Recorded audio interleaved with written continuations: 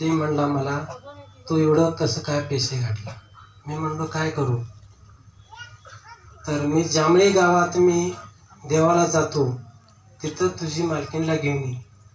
मी मित्राला काय म्हणलो, मी देव केलो, दवाखाना केलो, समजा मी ठोकून बसलेला आहे म्हणून. ते म्हणला सोनू बाबा म्हणून देव आहे, तिथं एकदा तू दर्शन घेऊन ये म्हणला. मला नुसता बघ म्हणला जांभळी गाव म्हणून. रात्री 12 वाजता त्यांच्याबरोबर मी तिथे जांभळी गावात गेलो. तर 11 वाऱ्या तिथं मी केलो मंडळीला घेऊन. त्या दिवशी मी 11 वाऱ्या तिथे केलो. तेव्हापासून आमची मालकीण चालत तिथं जांभळीमध्ये गेली.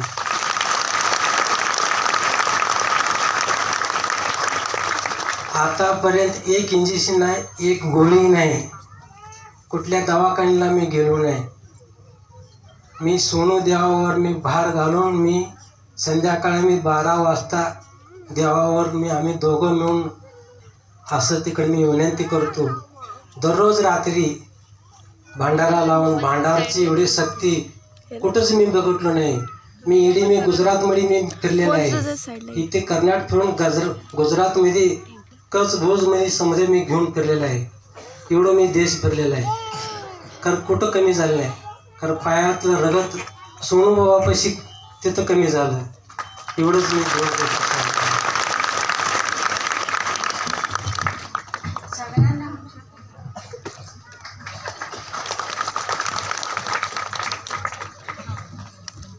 नितीन जिरगे.